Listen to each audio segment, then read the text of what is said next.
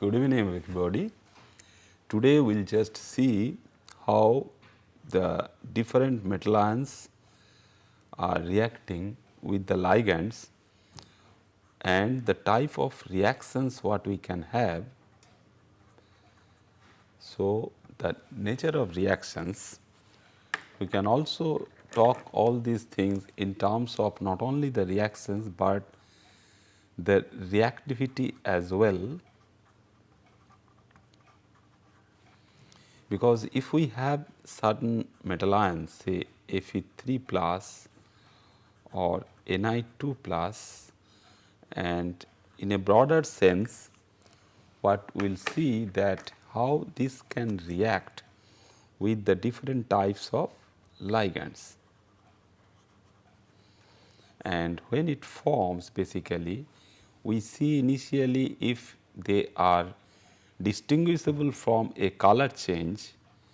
So, there will be a color change for this particular reaction, and in all these cases what we can see that the corresponding metal ions which are present as in aqueous solution is mostly the corresponding hexa-aquo compounds or the corresponding tetra-aquo compounds in solution. So, in a true sense what we will be talking about that the corresponding reactivity of these aquo complexes when water is the reaction medium with that of our ligands. So, we see some color change, that means the metal ion is reacting with the ligand and we get the corresponding interaction with that of metal with that of our ligand. And if there is a solubility difference, that means if the corresponding complex and the nature of the ligand can also tell us that what type of solution we should use for the ligands also. So, sometimes we see that if some big organic molecules are there as the ligands such as bipyridine or orthophenanthroline, they are soluble in non-aqueous medium such as alcohol or acetonitrile or dichloromethane. In that particular case, if we add the corresponding water solution or aqueous solution of the metal salt, there will be color change, and some processing for that solution we ultimately get the solid product. So, we can have in our hand the corresponding solid product and we can analyze everything and we know the nature of the corresponding complex if we find out the corresponding X-ray structure and all other spectroscopic properties we can use to characterize that particular metal complex. So, what type of ligands we can have, that will tell us about the reactions and the reactivity of these metal ions with the ligands, such that ultimately we can propose some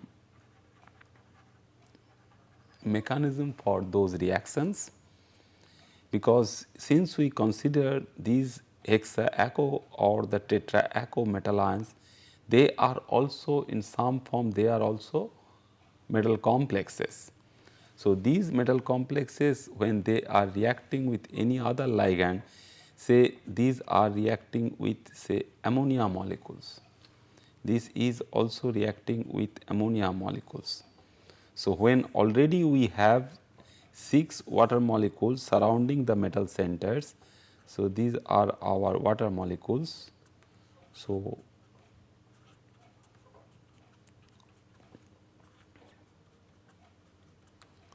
we have 6 water molecules surrounding this metal ion,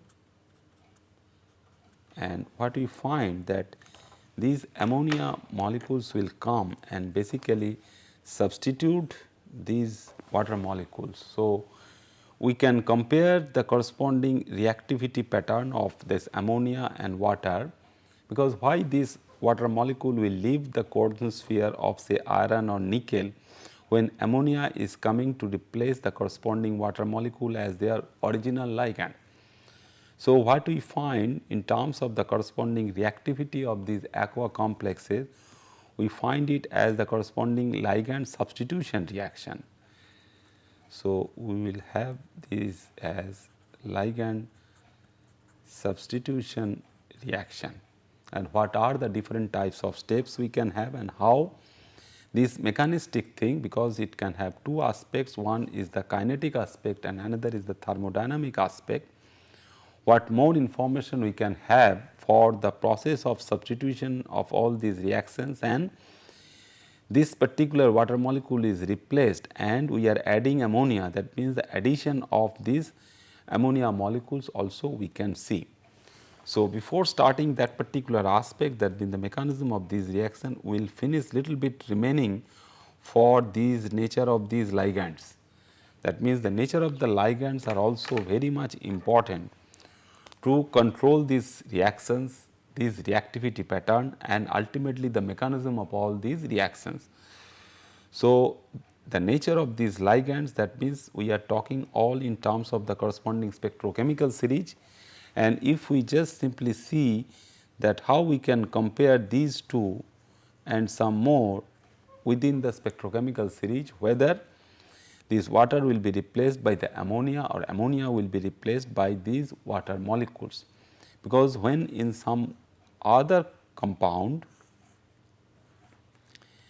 the coordinated groups are all are ammonia.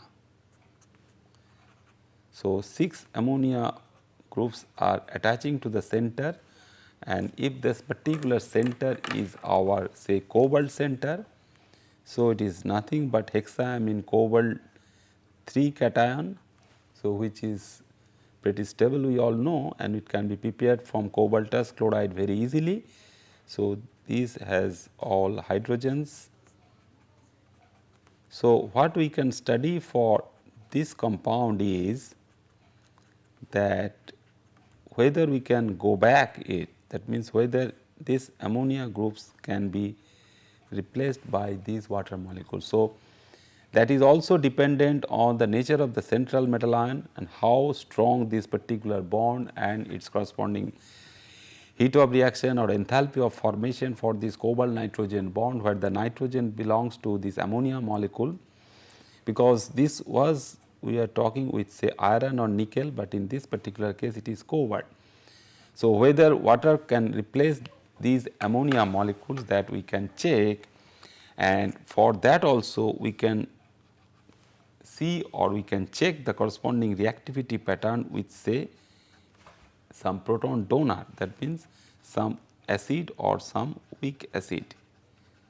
So, if we have some weak acid in our hand, and what will happen there basically is a very interesting reaction in that way, that this particular proton will come and it will take out these NH3 plus H plus, and we will just lose some ammonium ion.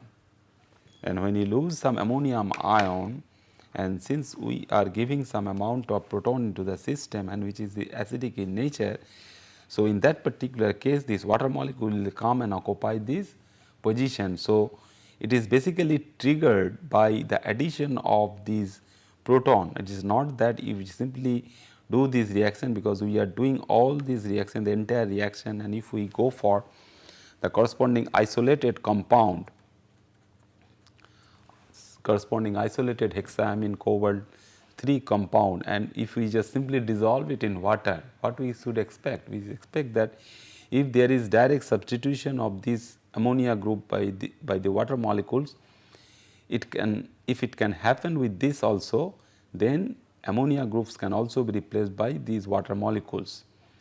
But this is not happening. We need the corresponding addition of the proton to the system such that your ammonia groups are protonated, and we leave this as ammonium ion, and this water molecule will come and occupy some of these positions or all of these positions around this octahedral cobalt ion to give us the corresponding hexa-aco compound.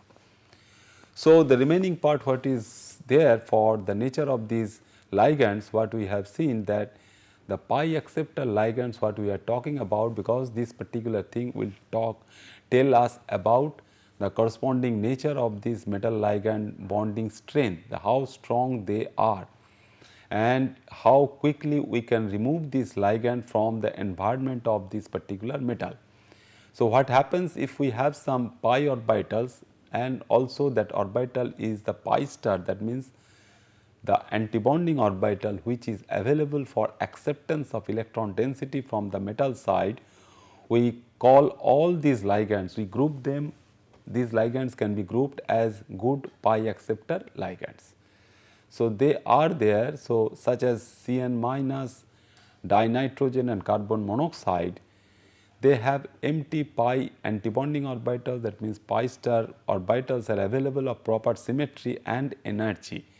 Because when we draw the corresponding molecular orbital diagram, we see that the energetically if they are matched, then only we have the good electronic charge transfer from one particular level to the other. Otherwise, if the symmetry is not matched, we do not have any good overlap from the site where we have one particular type of metal giving the corresponding molecular orbitals of right symmetry and the ligand group orbitals of that particular matching symmetry.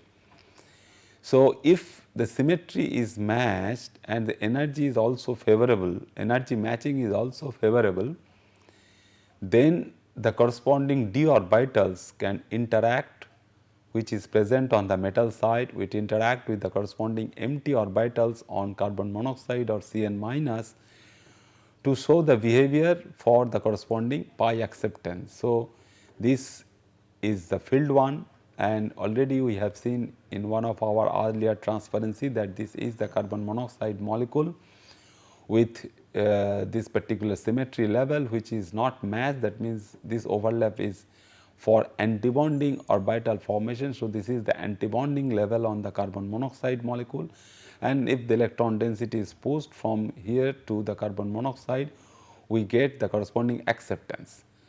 So, if we see that the corresponding molecular orbital picture for the ligand itself.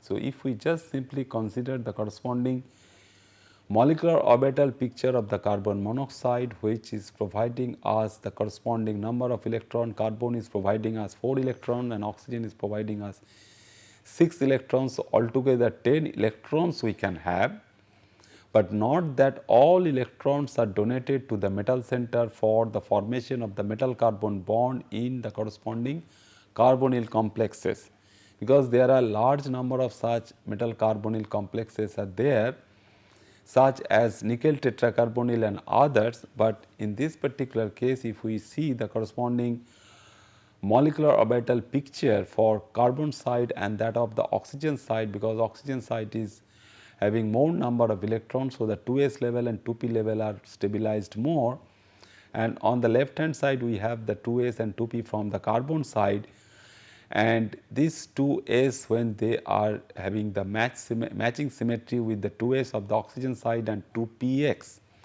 basically which can give, we all know that corresponding sp overlap is also allowed, because the px orbital, if the bonding axis is the x axis, then the px orbital can nicely overlap with the 2s orbital of the carbon, and this particular case, that means the px of carbon can also overlap with the px of oxygen. So, we have for 1 sigma level which is between 2s interaction, then the corresponding 2 sigma, also this is the corresponding bonding level and this is the antibonding level for interaction with the 2s, because with respect to these 2s this is higher energy. So, that is basically the antibonding level. So, the corresponding antibonding level which is having the symmetry level is sigma, and which is also filled and which is of lower in energy compared to the 2s level of the carbon atom. Then we are having the px and py orbitals, and these px and py orbitals have matched symmetry for the corresponding pi interaction, and then we can have the px-px interaction which is also of sigma type. So, when this px-px interaction from the carbon side to that of the oxygen side giving the 3 sigma orbital, because this numbering is only for the ordering such as 1 sigma, 2 sigma, 3 sigma, 4 sigma, this energy ordering, the ground one is the lowest one is 1 sigma and the highest one is 4 sigma. Similarly, if in case of pi also it is 1 pi and it is 2 pi. So, it is a very simple diagrammatic picture for the carbon monoxide molecular orbitals. So, we have the field 3 sigma level. So, this 3 sigma level has some overlap from the S level, but mainly it is forming from the px interaction from the carbon and the oxygen. So, if we have the corresponding orbitals like this, that means this is the matching orbital from carbon side as well as from the oxygen side, and when we have the 3 sigma level and this 3 sigma molecular orbital which is filled with electrons, and this the bigger lobe which has been shown over here from the carbon side can be donated these 2 electrons to the metal ion. So, this metal ion what we are talking about is nothing but the corresponding metal in zero oxidation state, because we know that the nickel is forming in zero oxidation state. That means, the nickel is in metallic form, and we all know if we have the finely ground or finely powdered nickel in our hand, and if we pass carbon monoxide gas on it, and we will be able to produce through the Mond process. The Mond first discovered that particular thing, that we can have the corresponding tetracarbonyl complex of nickel. So, we have from the carbon side we have the lobe, and which is basically donated to some of the empty orbitals on the nickel atom. So, nickel is in zero oxidation state. So, most of them are filled now because it is in the zero oxidation state, but there are some higher energy orbitals available on nickel which can be utilized for the acceptance from the carbon monoxide side. So, we have the highest occupied molecular orbital which is the HOMO here in this diagram. So, we have this HOMO in our hand, and which is of 3 sigma type. So, this HOMO will be utilized for the donation. Now, what about this carbon monoxide molecule which we are classifying it as the good pi acceptor ligand? So, these pi acceptor ligands will be of 2 types. That means, we have the 2 pi orbitals which are of pi star symmetry. That means, they are antibonding corresponding to this level, which is 1 pi, and this is 2 pi. That means, involving px and py, this is also involving px and py. So, this if these two are in px level, that means it is in the y direction, which is in the plane of this terminal, and which is perpendicular to this is the corresponding pz. So, px already utilized for sigma interaction, then py for 1 pi star and pz for another pi star. So, these orbitals will be utilized for acceptance of electron density from the metal. So, these are behaving as the LUMO, that means lowest unoccupied molecular orbitals. So, unoccupied molecular orbitals will take off the electron density, will receive the electron density from the field level of say nickel 0, because the nickel 0 already have all the field levels in the d orbitals, and if we have some matching symmetry with these LUMOs, then we can have the overlap, and the electron density can be transformed from the metal side to the ligand side, and the ligand can behave as a good acceptor ligand by accepting the electron density in their pi levels. That means, they are in their pi star level. So, this is the basic diagram for that. When we have this, that means, when the corresponding 3 sigma level is utilized for donation, that means, this orbital is utilized for donation to the metal side, and these orbitals are utilized for acceptance. So, this is the sigma orbital from the carbon monoxide side. So, the carbon end is basically utilized for donation. So, this yellow lobe basically on the carbon side as well as for the oxygen side is utilized for the donation to the metal side. And the metal side, if we have some higher energy orbitals which are of this particular axis, that means, if we have the corresponding px, py or pz or dz square or dx square minus y square, which are only pointing towards the Cartesian axis.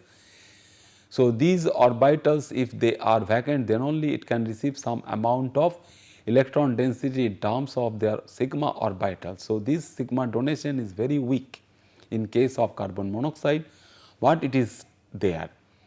So, this weak carbon monoxide sigma donation is basically facilitating the second step, that means the synergistic effect, which basically gives us the corresponding thing that if we can have some electron density of this antibonding level of this carbon monoxide molecules. So, if this antibonding level we can have and they are basically vacant. So, electron density can be pushed from the metal side. In this diagram we will be elaborating that. So, electron density from can be pushed back. So, this can also be considered from carbon to metal and metal to carbon. So, this thing basically we consider whenever we are talking a metal ligand interaction, but the situation has now been changed where the metal ligand interaction is of different type. What we are considering that when it is donating to this particular one, that means if we have the sigma donation from the carbon monoxide side, this is the corresponding sigma donation from the carbon monoxide side. So, which is little bit weak, but the corresponding pi acceptance from the metal side is strong, and this particular nature, that means the pi acceptance will be predominating. So, the nature of this ligand or the strength of the ligand, which we will consider it as for classification of there in the spectrochemical series. So, the strength of the ligand will also be controlled by the amount of strong pi acceptance from the metal orbital to the pi star level of this carbon monoxide molecule. So, this we will consider as a synergistic effect, and the ultimate result for this interaction between the metal ligand interaction, which is always there for the metal complex formation, is that due to this synergistic effect we can have more than one bond order between metal and the carbon of say nickel tetracarbonyl or some other complexes, because there are large number of these carbonyl complexes known. So, we have multiple bonding between this metal and the carbon. So, one is sigma, another is phi. So, we have a very strong interaction. So, definitely this strong interaction will tell us that carbon monoxide is a very strong ligand, though we have a very weak sigma interaction, and due to that strength of this carbon monoxide as a ligand, we will be placing this on the right hand side of the spectrochemical series, and we will consider this carbon monoxide as a strong ligand, and we will find that the corresponding ligand field splitting and the corresponding ligand field stabilization energy due to they say delta corresponding delta T or delta octahedron, depending upon the symmetry of these things, will be bigger due to the strength of this carbon monoxide molecule. So, the sigma bond is very nice to know, that is this particular sigma bond is getting donated to the metal empty orbital. Then we have the pi bond back bonding, and another very weak as well as the rare carbon monoxide to pi bonding we can have, because this carbon monoxide molecule can have some filled pi orbitals, and if the empty orbitals on the metal ion is available, because these empty orbitals are available for this donation, that means they are basically the corresponding field level. But if the metal orbitals of this particular symmetry, that means depending upon the metal ion, whether it is chromium or cobalt or titanium or vanadium, if we have some matching this orbital of this particular match symmetry with the carbon monoxide pi bond which is filled, then we can push some amount of electron density, and there we will consider carbon monoxide as a pi donor ligand. So, it can have two good possibilities, that means we can have sigma donation, then pi acceptance from the metal side, as well as we have the corresponding pi donation. So, if there the pi donation is also there, we get something which is above the double bond character, but it is not a triple bond character, but it is above double bond character, and that is why we find a very strong interaction between the metal and the carbon that we all discuss in organometallic compounds, and in some good catalysts or in some other interactions where carbon monoxide or any carbon monoxide type of molecule is reacting with the metal ion, whether it is in from the complex or it is from the corresponding metal bearing catalysts. So, the energy ordering now we can see, because we have to compare this energy ordering with that of the corresponding sigma donation. So, we have this pi which is filled. So, these are all the corresponding levels. So, these are all 6 not 5, these are the 6 electrons in this particular 3 pi level, and these are mostly stabilized, but this particular interaction, that means the corresponding metal for the T2G level is interacting with the corresponding pi star level of the carbon monoxide or the other pi accepting ligand. So, if we have the pi star level which is available, so this pi star level will be interacting with the T2G symmetry from the metal side, and we have the corresponding splitting. So, in essence what we have seen that for sigma donation, we have been seeing the situation that we have this particular thing when we have this is the corresponding separation. That means the gap between the T2G and EG, the T2G EG gap which we have seen for crystal field theory, and this gap is basically getting modified because the theory we are also modifying. We are moving from a crystal field theory to a ligand field theory, where we are considering a good overlap between the metal orbital and the ligand orbital, and the separation. This particular separation we are considering earlier as the corresponding separation for crystal field splitting, and we are talking in terms of the corresponding stabilization in terms of their CFSE, and that means crystal field stabilization energies and the amount of stabilization. But when we allow some amount of interaction with the ligands, so ligands are coming into picture and we are modifying the theory, and we are now having the molecular orbitals from the ligand side and molecular orbitals from the metal side. And as a result, what we find that earlier we have seen due to the sigma interaction, sigma molecular orbital interaction from the ligand side, we have this particular gap is decreasing, but now this particular gap is increasing when we have the pi acceptor ligand. That means we are getting a corresponding separation, that means the corresponding splitting, if it in terms of the corresponding ligand field splitting. So, ligand field splitting will be increased. That means whenever we find a ligand which is of pi acceptor type, that will definitely increase the corresponding ligand field splitting, and that particular ligand should be characterized as a strong field ligand. So, the interaction causes the energy of the T2G bonding orbitals to drop slightly. So, this is the amount of stabilization, that is why we get the corresponding higher energy gap, because the EG level we are not modifying due to this interaction, and which is therefore increasing the size of this delta octahedron. That means we are pushing the electron towards the strong strength side, and the ligands will be of stronger strength.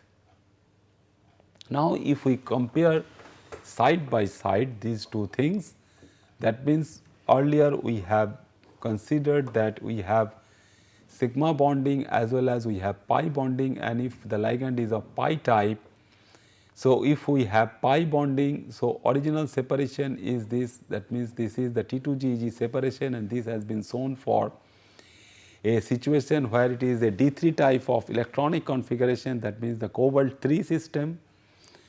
And if we have the corresponding sigma bonds only, and the sigma bonding interaction, if we just consider it as a point charge interaction, and if we do not have any modification in terms of the corresponding crystal field theory, what we get from there, that this particular thing basically is not modifying anything. But when we go for the pi donor, that means the donation from the pi side is there, and the ligand to metal pi bonding is available, and we have the field ligand group orbitals which is symmetry mass, that means symmetry group orbital or SGOs of 6 electrons. They will be pushed to the T2G level, which is getting for this molecular orbital formation, that means the T2G and the T2G star.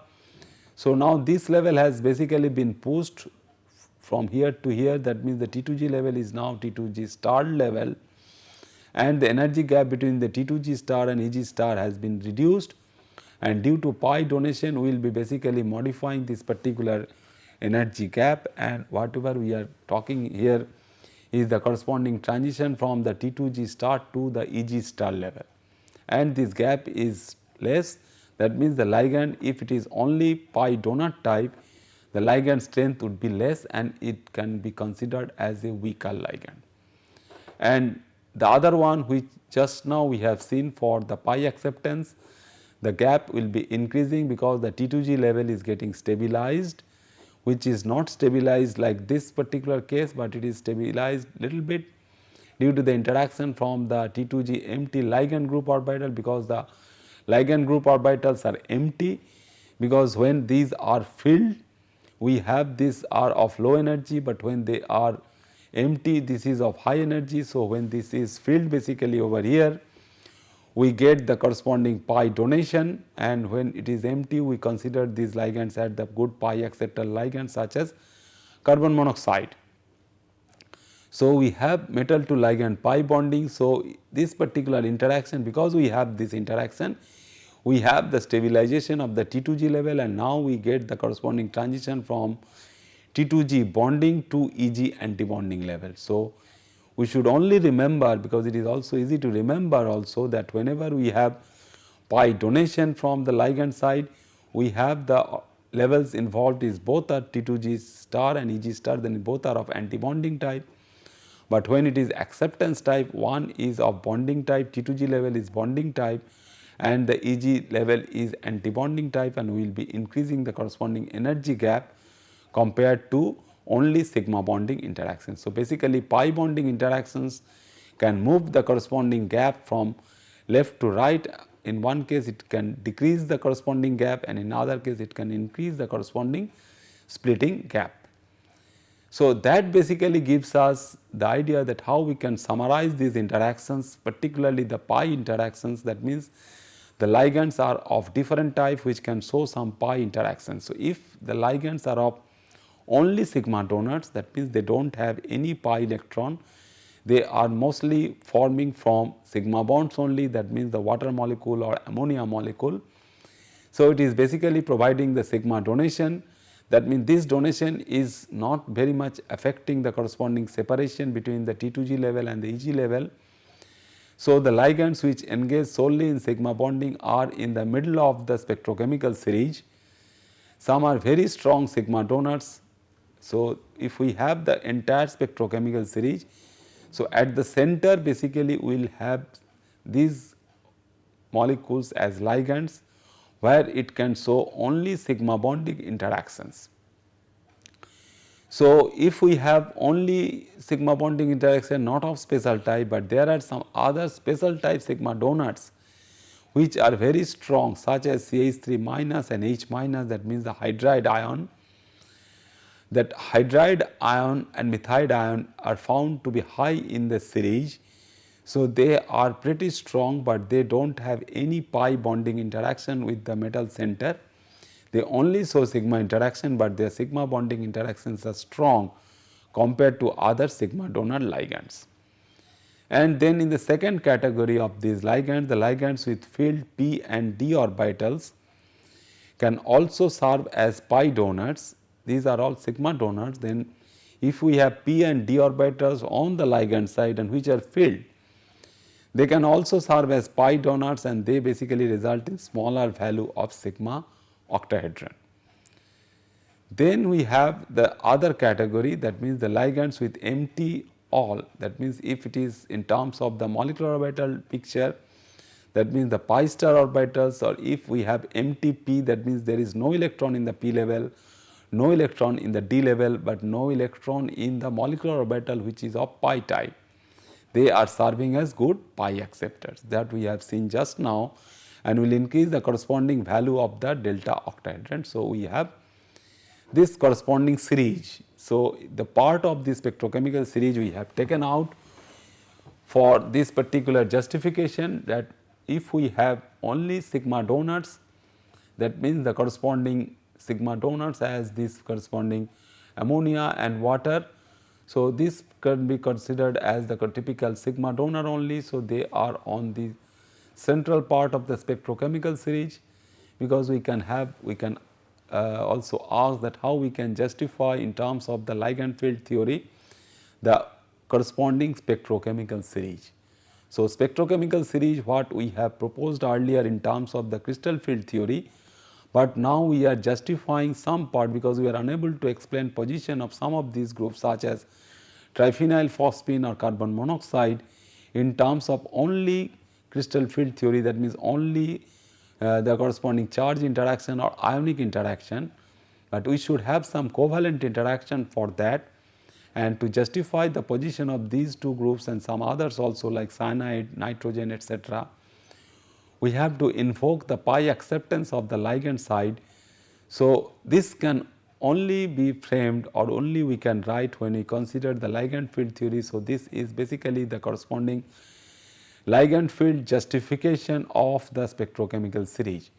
So, if we have this water and ammonia, so these are sigma only, and if we have only weak pi donor, so this will be further weaker than this water and ammonia. So, the standard reference, why we are talking all this in case of the standard ligand, because whenever we have, because these reaction kinetics and reaction mechanisms what we will be discussing shortly, that if we have the corresponding ferric ion or ferrous ion taking off 6 water molecules. So, we should have always this particular strength of this ligand. So, the ligand strength is basically is the reference for us. So, not only water, because this ammonia we all know, and ammonia is stronger than water molecule, because we know that if we have this water, if we add ammonia, all the 6 water molecule can be substituted through ligand substitution reaction. So, if this is the reference and we know in terms of this only sigma bonding interactions. So, if we just only count sigma bonding interactions, we see that this is greater than this and we have this. So, if we have this and if we just consider that we can have some other groups like the halides. The halides, all we know that fluoride, chloride, bromide and iodide, and this we all write very nicely. So, they are basically these corresponding weak pi donor. So, they are weak pi donor and they are pi donor, because we do not have anything which is strong pi donor. So, here basically the size, basically why they are, sizes are the main factors. So, in this particular case, so if we just consider this particular size and as well as the corresponding electronic charge, that is corresponding charge on this particular ion can also tell us that why these are weak pi donor and some pi donor ability. But the thing is that where we place the triphenyl phosphine and carbon monoxide, we have this as the pi acceptor. So, compared to all these, basically the pi acceptor ligands are the strongest ligands. So, they are the very strong ligands, and we will find in organic chemistry and other chemical related chemicals for the corresponding complexes, and as the catalyst we find that if you have the carbon monoxide, they can function as a very good catalyst, and triphenyl phosphine also can control the corresponding reactivity pattern of the metal center, and we can have large number of metal complexes as the triphenyl phosphine, because it has a typical steric bulk also and it has the pi acceptance capability also.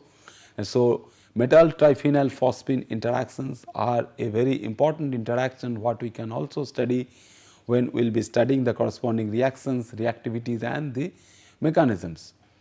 So, we just see in that how we can utilize these things, that means how we can utilize this interaction between these metal and ligand for their corresponding reactions in terms of the corresponding reactivity and the mechanism.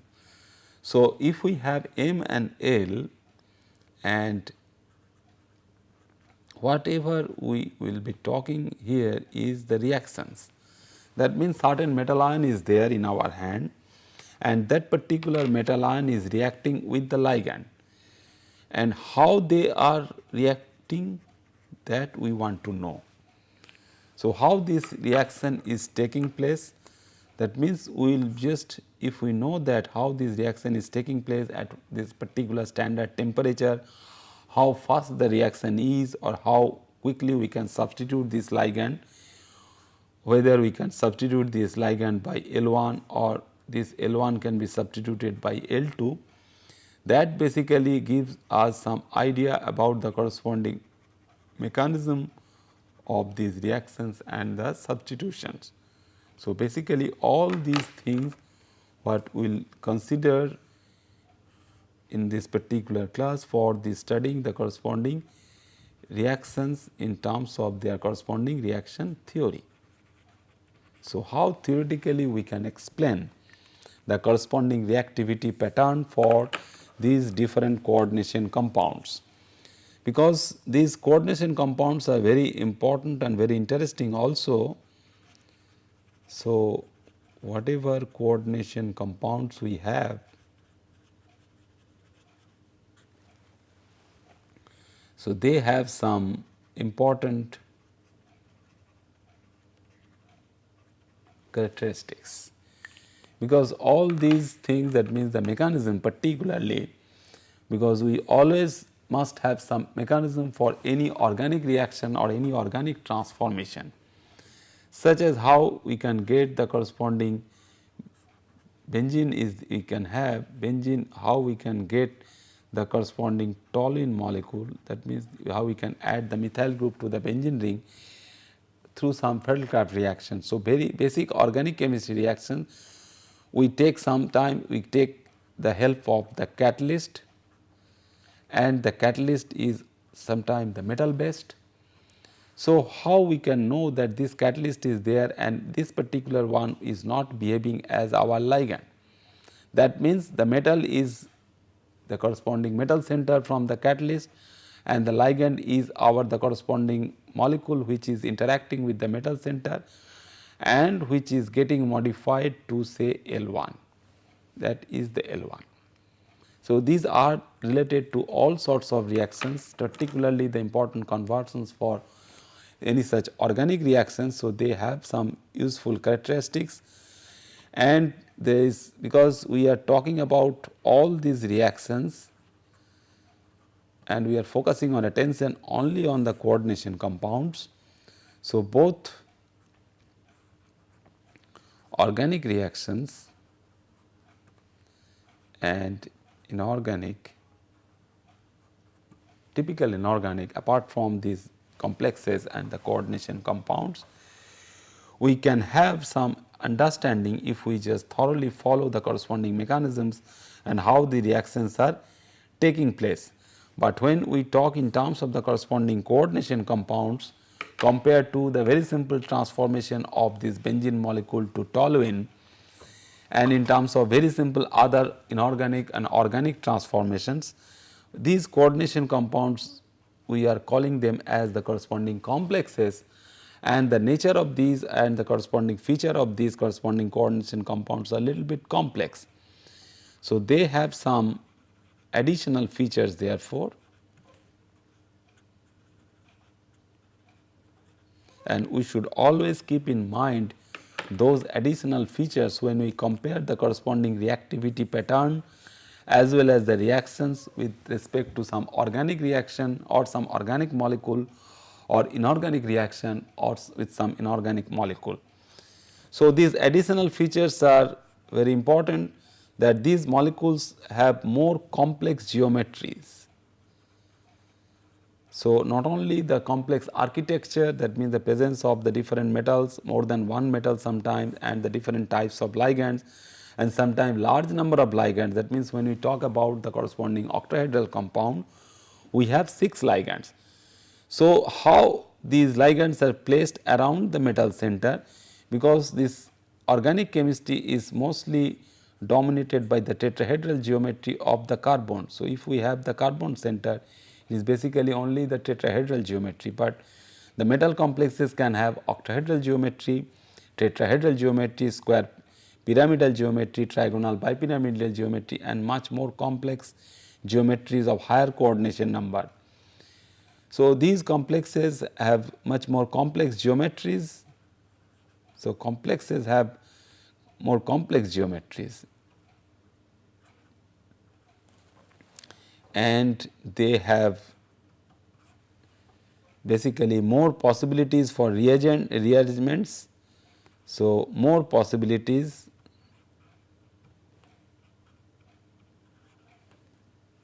for rearrangement.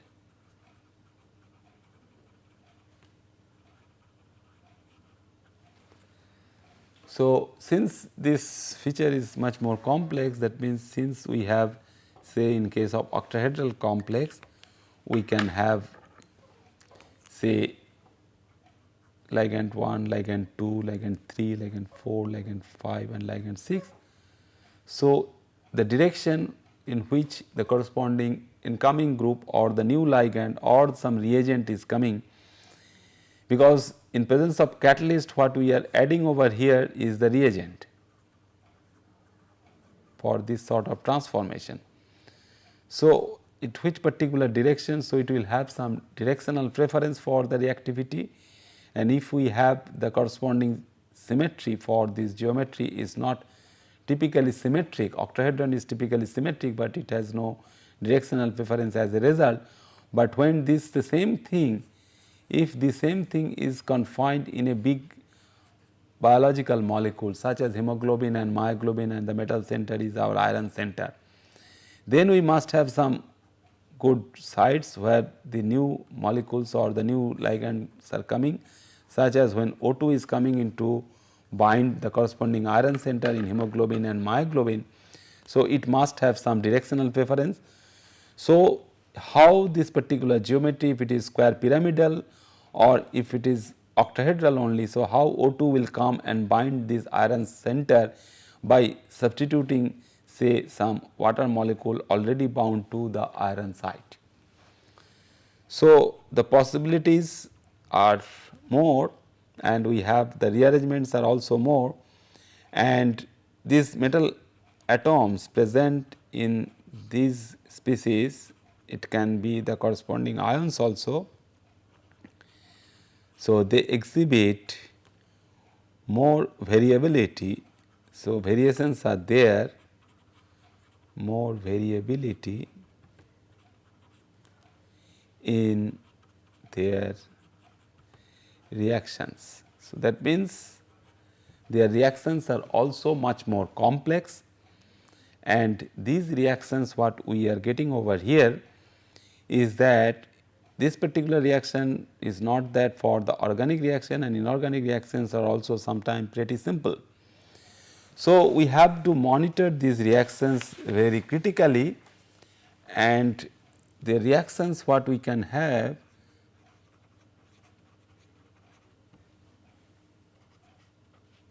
of these complexes are of different types therefore. So, they are of basically 3 types, where we can consider the corresponding substitution, that means the L1 is substituting L or L2 is substituting L1 at the metal side. So, we have the substitution reactions at the metal center, then we have the oxidation reduction reactions or redox reactions. The ligands are all present, but we can take out one electron from the center and we can donate one electron to the center, which is not always possible because we do not have that kind of parallel reaction in case of typical simple organic molecules or inorganic molecules. And sometimes the reactions of the ligands, that means metal is there and ligand is attached to the metal site, and what is happening over there, the reactions of the ligand is basically reacting then without changing their attachment to the metal center. So, the reactions of the ligands. So, if we consider that this particular part is the part of the catalyst,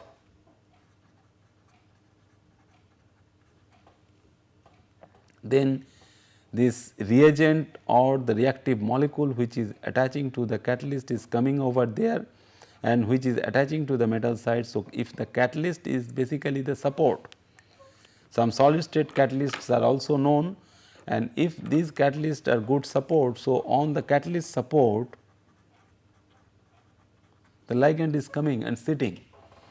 So, after sitting on the catalyst we can have some good modification of this ligand. If it is simple benzene ring, what example we have given just now, that whether we can modify the benzene ring nicely in presence of the catalyst to its toluene in counterpart, or L can be modified to something else which is L1, L2, L3 etc.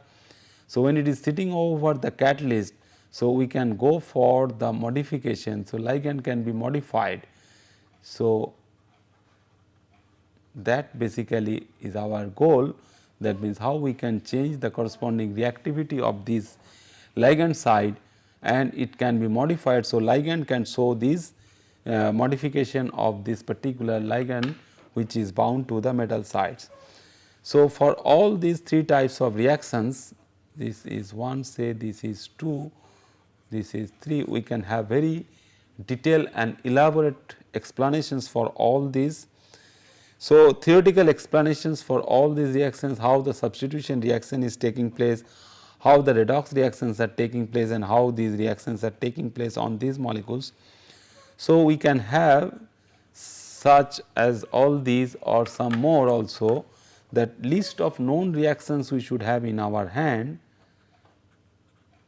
So,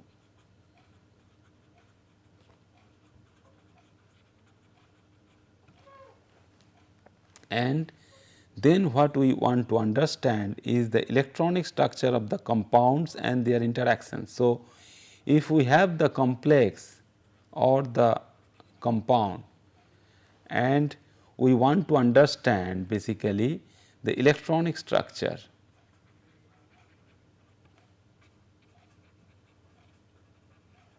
of that particular compound, and this particular compound when we know for this corresponding electronic structure, then only we can have some informations related to that of their interaction. So, how this ML interaction is taking place. So, if we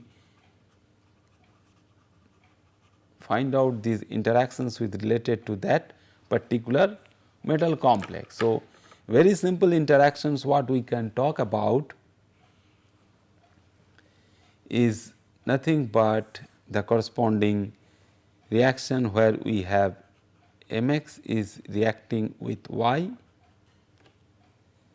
giving rise to the corresponding product which is My plus X. So, this is the very simple reaction. If we have the ligand as X or anything else which can be substituted by Y by L1. So, we get the corresponding complex why L1 will be there and the existing ligand which was L will be kicked out from the medium. So, if we have this axis as the corresponding free energy change for the reaction, that means for substitution reaction, substitution of X by Y, and how much we are progressing from the left to right, that how fast or how quick is the reaction or how far the reaction is going, that means the extent of reaction.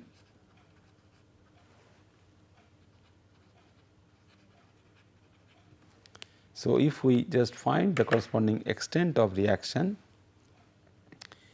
so we get this change only if we have a corresponding potential energy profile or potential energy surface for this reaction is like this. So, what we have that Mx plus Y is interacting which is here in terms of its free energy. So, we will be gaining some free energy change, the free energy change will be negative and the reaction would be spontaneous. So, from this free energy axis we should have some gain from the free energy and we are getting this particular product. So, what we get there this particular, because we have to cross something, some barrier has to be covered. So, this is the corresponding transition state, and we will consider also more as the corresponding transition state theory, and this is the corresponding free energy change, and we consider as the corresponding free energy of activation delta G dagger. So, this is the free energy change of activation for the reaction. So, we can measure, we can find out these parameters, and ultimately we can know the exact form of these reactions and its mechanisms. Thank you very much.